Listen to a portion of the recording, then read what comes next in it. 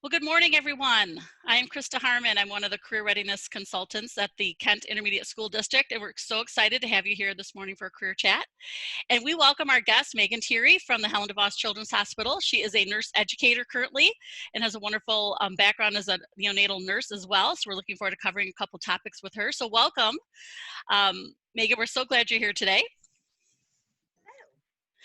So to get us started, this is gonna be a fast 30 minutes, it goes real fast, is to take us back to when you were in high school. And what were you thinking? Is this where you thought you'd be as an adult? Kind of share your career path with us. So that's interesting. My mom is an elementary school art teacher, and so I, for sure, all of high school thought that I was going to be a teacher. And I'm not from the west side of Michigan. I'm from the east side. I grew up right outside of Flint in a tiny town called Flushing, and so there weren't a lot of opportunities surrounding Flushing for schooling, all those things. I definitely didn't want to go to school in Flint. So I just happened to come out this way and went to Grand Valley. And when I started college, one of the courses that you had to take as a freshman at Grand Valley was called Freshman 101. It was something about learn how to college, more or less. And it was taught by one of the nursing school instructors. And I think her personal goal was to turn everybody in that class into a nursing major. She sold it really well. And so it really got me thinking. And by the end of my first semester at Grand Valley, I had decided to not be a teacher and go into nursing. So no, when I was in high school, I definitely did not. I mean, I like to help people. I always liked science and genetics. I always liked that stuff.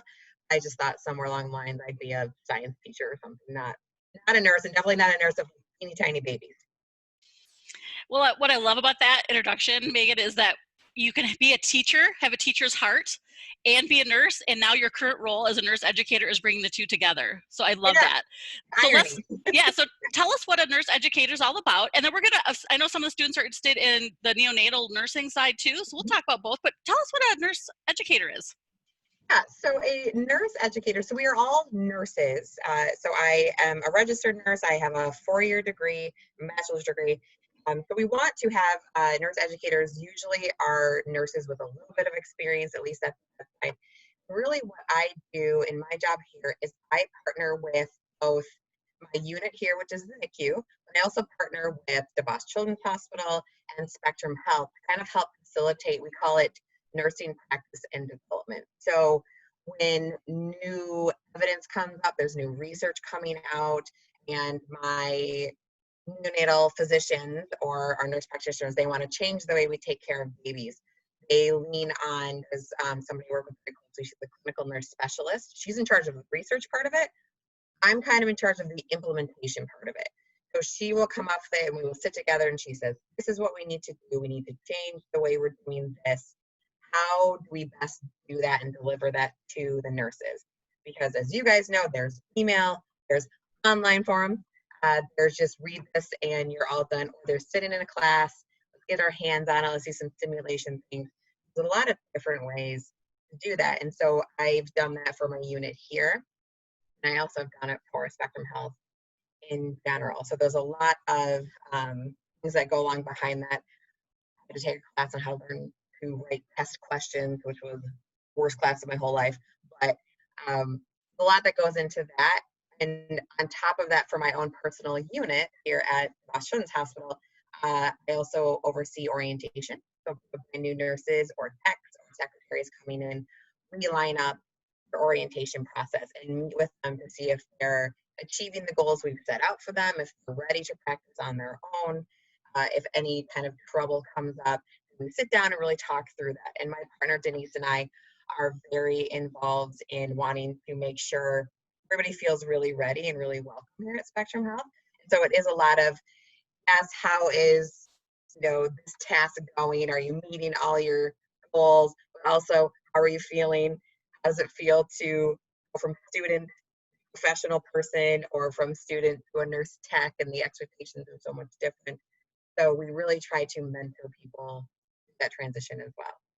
And that keeps me busy. And it keeps you busy because you have a pretty large department.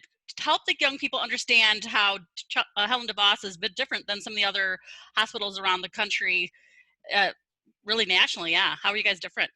Yes. So first, be very proud that we have a children's hospital here in Grand Rapids, because it's been really amazing in general just to have a place where kids can come specifically. It's really cool to work in a children's hospital because we get to do cooler stuff and the adult nurses get to do. We have all sorts of games and toys and all this really cool stuff at our disposal that we can use as nurses. Our unit specifically, the neonatal ICU here, so we're the Gerber Foundation neonatal unit at DeVos Children's Hospital. We're one of the largest in the country. I believe at this point we are ninth largest in the country. We can hold 117 patients at one time, so that's all. So a neonate is a baby who is either premature or up to 30 days old. So we see patients from all over the state. So we can hold up to 117. Currently, we're at about 90. That's about average for us. We're the largest unit at Spectrum Health, and we have the largest staff as well. So there are about 280 nurses alone that work in NICU here. And we have 16 nurse practitioners. We have 10 neonatologists. We're just a very large group.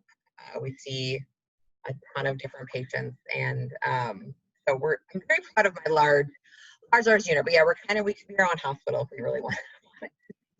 Well, I think that helps just give the scope of what your role is then when you're orientating that number of nurses or training that many new nurses. That's a big job for sure. So help young people understand, did you have to get special credentials then to be a nurse educator? I did not. So a bachelor's degree was preferred for me to be a nurse educator. So you can have an associate's degree to be a nurse. You can go for 2 years or 4 years. Hospitals are now leaning toward the 4-year degree, but it's not a cut and dry. We definitely still hire nurses who only have their associate's degree. And usually, though, you have to say, sign a contract to say you will get your bachelor's degree within 7 years. That's here at Spectrum Health. But I had to have a bachelor's to become a nurse educator. There is a special certification that I could get as a nurse educator. I also can go back to school and get my master's degree in nursing education.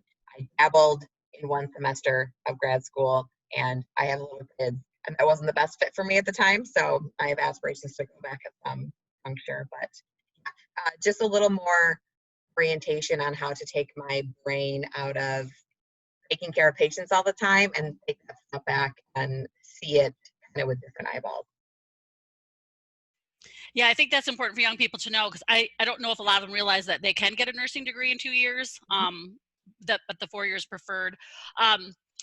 So one thing that you've taught me along this way is that you become a nurse and then you get trained in your department. So I think some young people think that as part of the nursing school, you become a neonatal nurse. So help them understand how that transition really works when you go to nursing school and get into the neonatal department.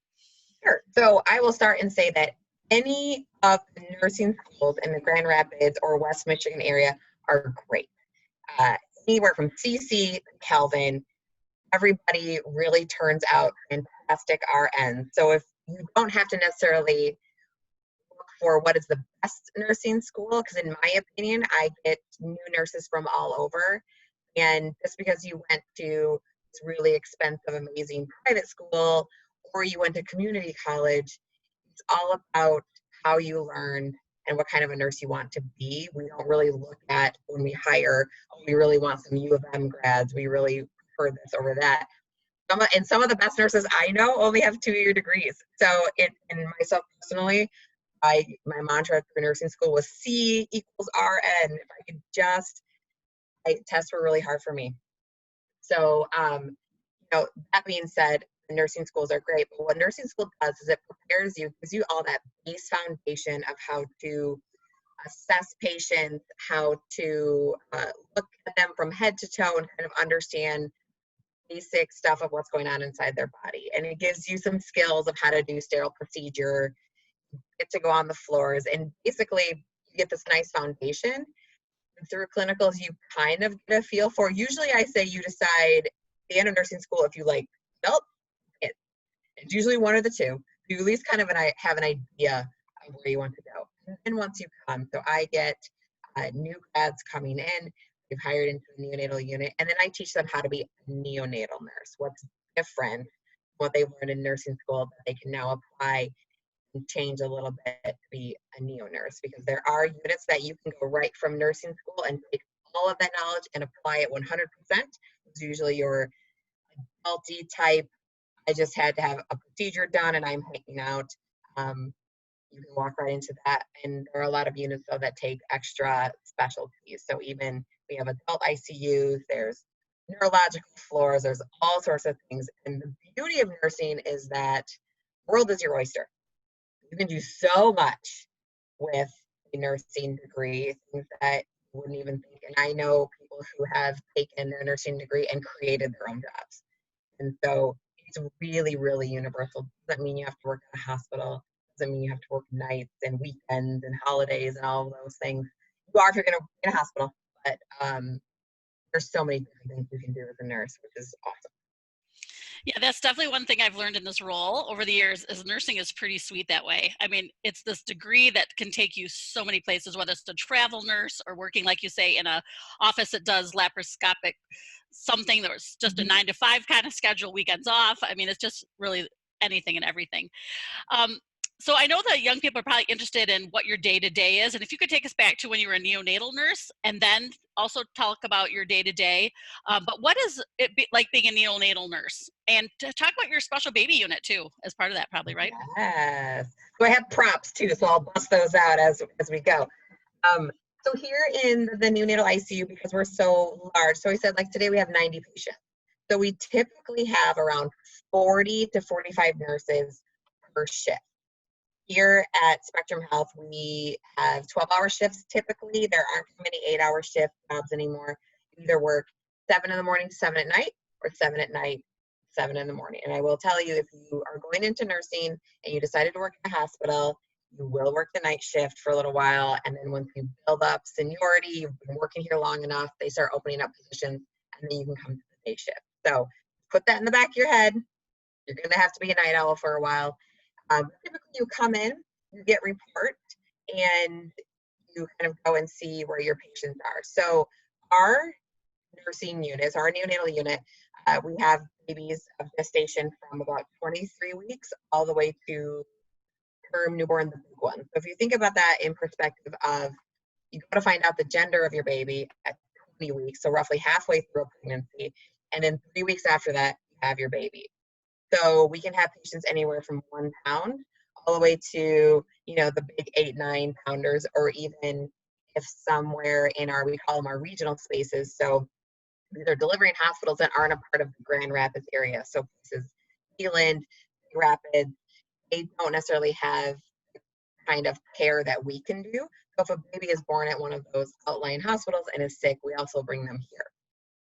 We segregate our patients based on how they're sick, so it's called their diagnosis. So we have very small babies segregated in one area.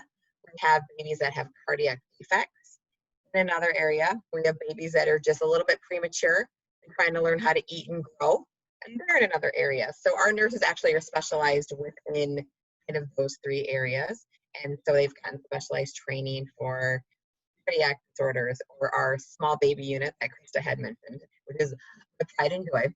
Our small baby unit, we started it in 2013 now, maybe, long time. And so what we found is, and my part as an educator, this is where we came in. The evidence coming through was telling us that we really know how to save preemie babies. We kind of hit our limit. There's a huge variety in our patient population. What we see is kind of the same variety. And there's only so many things that cause a mom to deliver prematurely. There are only so many things that cause a brand new baby to be sick. So even with all this COVID-19 stuff happening, what we were very thankful for is that what we found out very quickly is that a mom who has COVID-19 was highly, highly unlikely that she would pass it on to her baby. So even we didn't have to do a ton of COVID training, more or less, how do we handle having a mom who has COVID-19? How do we make sure the baby and the staff stay safe? So even stuff that we knew our patients wouldn't necessarily have COVID, we wouldn't have to deal with that. So small baby unit is for babies who are born 27 weeks and less. So if you think about it in terms of pregnancy months, about 7 months pregnant or less. These are teeny tinies, and what the evidence was showing us, the new research was saying is that, everything we do with these patients, you have to turn lights on, there has to be noise, there has to be sound, and because they're so premature, brains just can't handle all that stimulation.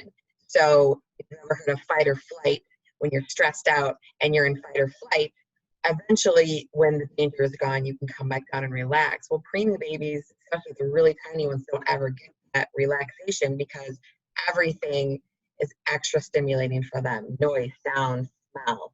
So I'm going to show you an example. I have a mannequin.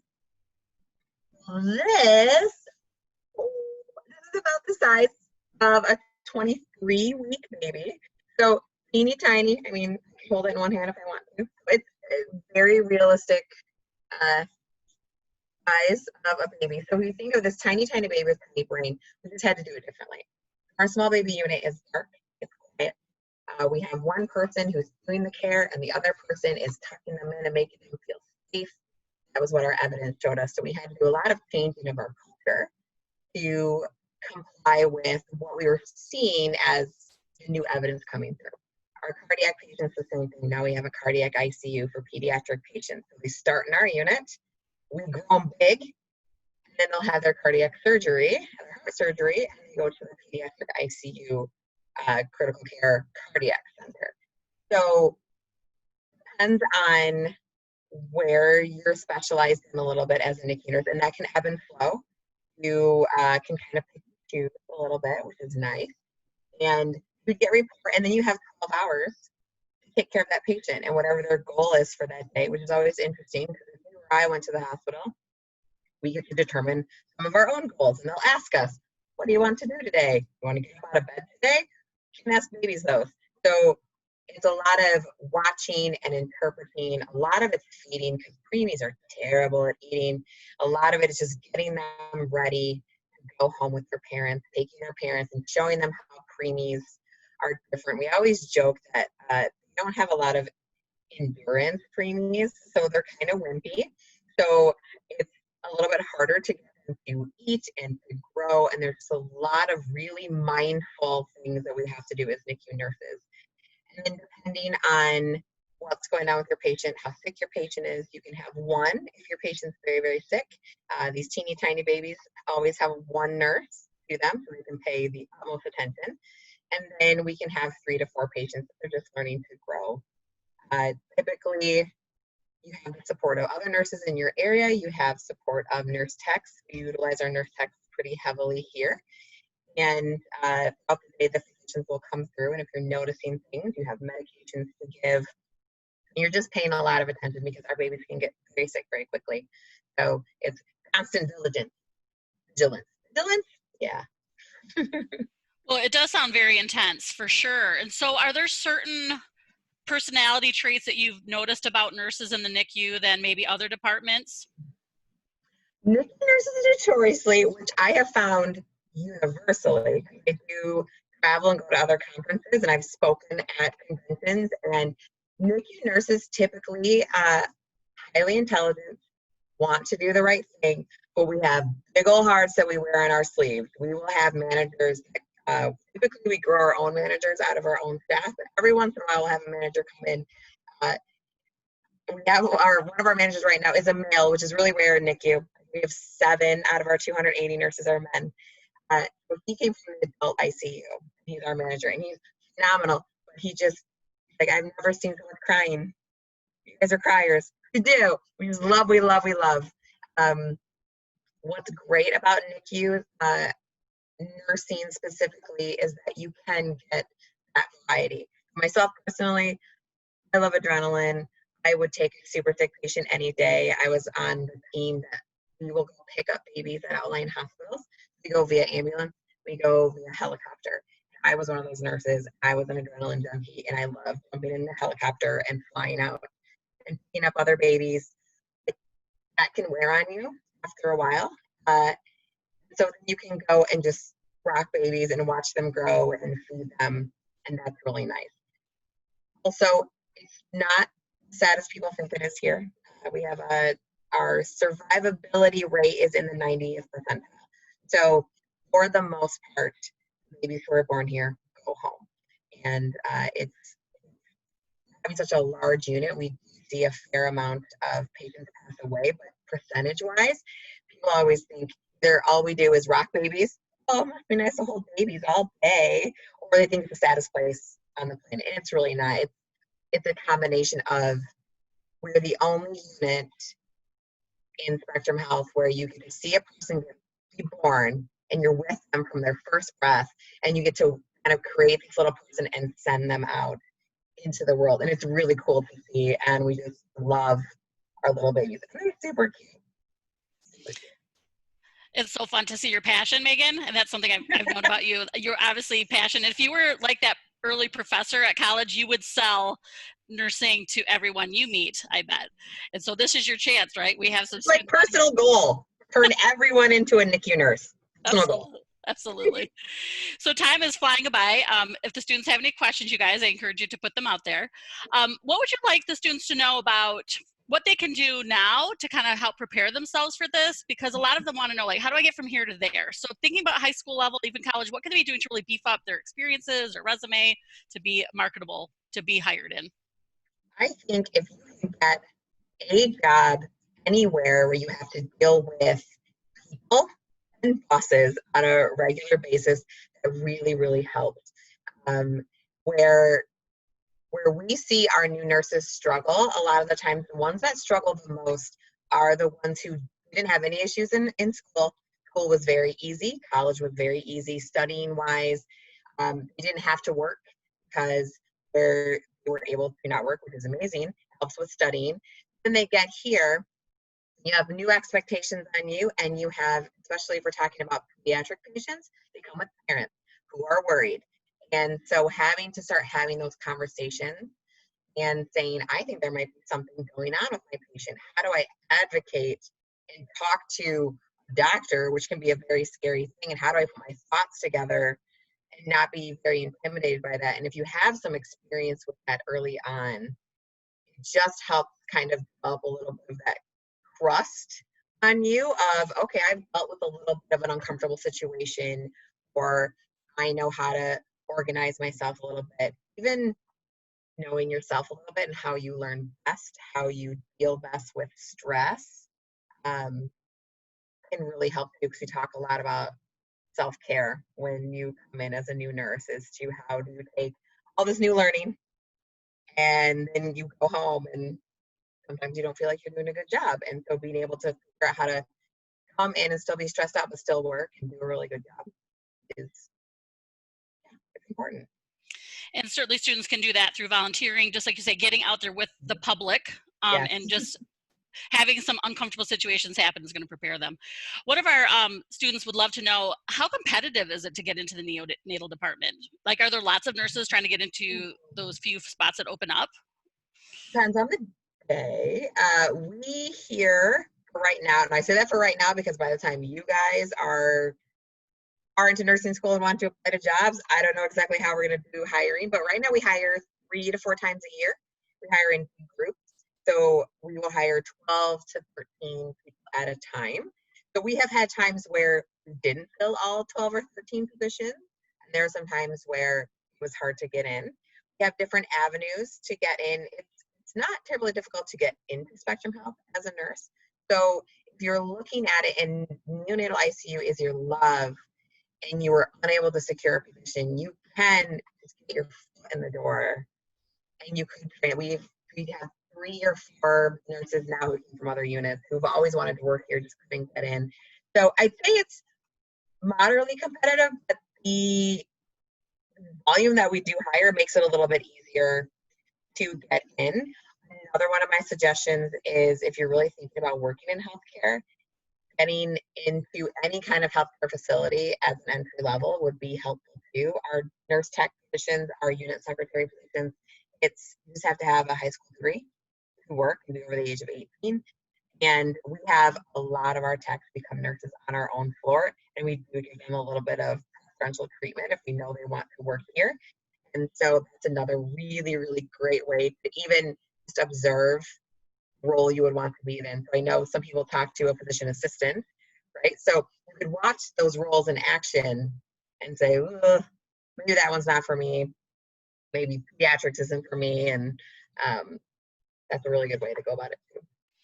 I think I'm so glad you brought that up, because I wanted to make sure the students knew that you can start at Spectrum as a nurse tech, you guys, without any formal training. You have to be 18 with a high school diploma. So 2 questions. You had mentioned earlier that the nurses should pretty much plan on a 3rd shift, the night turn, for quite a while. One of the students was wondering, do you have a sense of how long it takes to get to that 1st shift? Could it be a couple months? Does it take years? Someone was just asking that specific. I can only speak for my unit. It can take years. It usually takes years, 5 to 6 on average. Usually, our orientation is it's about 3 to 4 month orientation. And so you kind of have 1 year in the bag by the time you even kind of really get your feet under you and know what you're doing. So it doesn't take that long. It's just in my unit, it takes a while to build up seniority. And our day shift people have been nurses longer than I've been alive. So when they start leaving is when we can open up more people. So it can take a little bit longer. My advice, if you go through nursing school, if you're thinking about it, back in there, if you're applying to a unit that has an day shift position, that means that their turnover is huge and you can get to day shift very quickly, which usually means there's something going on that nurses leave that unit. We have the lowest turnover rate in all of Spectrum Health, which I take a lot of pride in because we love our new people, and our techs stay a really long time. Secretaries stay a really long time. It's just a great place to work. So it is 11:29 already, Meaghan. It went so fast. I know. And so one of the students asked about nurse tech, and I'm going to encourage the students to go online, and I'm going to give you 2 resources right now to do some of that investigation. But I'd like, as I give them a few resources, Meaghan, to be thinking about your final word of wisdom, because I'm going to have you end with that. So students, Meaghan has offered her email address, so you can do some follow-up questions with her if you have them. She is now part of your network. I know that Meaghan, personally, she's told me that she does keep track of kind notes that she receives after students do job shadows. You know, when she pays attention to the young people she meets. So there is her email address. So it's her name at Helen DeVos. My pictures, heldevosschildrens.org. And we can send this out in a follow-up email too. So if you don't get this written down, no worries. But there's 2 resources I want to give you. One's called roadtripnation.com. If you've enjoyed hearing the personal stories from Meaghan, this website, when you hover over career exploration and then click on interests, has a whole series, thousands of people they've interviewed, and you can do the same kind of just exploration and learn about different jobs within the health field. So I really encourage you to go to roadtripnation.com. And then the final, let me back up. The final one is onetonline.org, because this is where you can really plug in nurse technician and really get the nuts and bolts of what a nurse tech is. I also encourage you to go to spectrumhealth.org and go to their job openings and read about their nurse tech positions, because you will see the very specifics that it takes to get in. And it can be hard to get into Spectrum, depending on, especially, they're probably not doing, I mean, are they doing as much hiring right now? I mean, I think a lot of people are laid off right now, temporarily. But you can be volunteering there once you're 18. I highly encourage you to consider getting into nutrition tech. That is where you can get in starting at 16. Start delivering food. You're going to meet people like Meaghan, see people, different technicians, different roles, and really start to learn and get a feel for the hospital. So that's just another inside tip. But as we finish up, what's your final word of wisdom? We'll let you get back to your job. Final word of wisdom. I will say I did have a manager once who started in the warehouse. And worked his way through nursing school, and eventually became a manager of a unit. So you never know where you're going to leave off. But ultimately, if I'm seeing you and you're interested and you just interested in general, it's being excited and being engaged. So we're talking about sitting down in an interview or even contacting somebody and asking questions. It's the excitability and the engagement that really sells you to me in an interview, or when you're asking questions in general. Chris said, I keep all the notes that I get because I tell people that if if you're engaged enough to send me a note or ask me questions afterwards, let me know down the line if you're applying for a job, specifically if you're going to look in for the NICU, because I do give those names to my interviewing supervisor, and I do give heads up here and there. We do have a tech that was a Kent ISD student. She didn't meet me, but we do, and I was like, it's coming full circle. Just being engaged. I'm sure you guys get sick of hearing, get off your phones and get out there. I'm not saying get off your phones, but I am saying there is something to the healthcare field and taking care of people. You need to know how to engage people. And when they're sick, sometimes they're not the nicest people, right? And so knowing how to have more difficult conversations and being able to either say, I can engage in this conversation, or I need to talk to somebody to help me walk through this conversation. That's where people like myself are coming in. And doing a little bit of that before you enter the work field, especially when you're talking about if you're going to go for a professional type of degree, is really, really helpful. We can always, race what we don't like that we've said, or, oh, that sounds mad. I do voice with my husband, and every once in a while I'll be leaving something, oh, I sound real snotty, and I'll delete it, right? When we cultivate our experiences with each other, it makes it harder when we go out into the work field and go into college, or even community college, sitting in classes with people. If I had to make a friend as an adult right now, I don't even know how I do it. And it gets hard. But getting into your profession and doing what you want to do and doing what you love is amazing. It can be made better if you just kind of get yourself out there and figure out yourself as a person, what you like, what you don't like, what you will tolerate, what you won't. And just walking in and knowing who you are so we can get to know you, that helps me help you so much more. And I love excitement and I love engagement. My favorite. That's awesome. You've been an awesome role model today, Meaghan. Thank you so much for sharing this time with these students. And again, students, I'm available, Krista Harmon at kentisd.org. Go to that careerreadiness.kentisd.org and tool around on that. You'll get my name, and we can give more answers too. But just go into those websites, check things out, keep exploring. And you guys all have a great weekend. Thank you again, Meaghan. We so appreciate you. This is fun. Awesome. We'll talk to you later.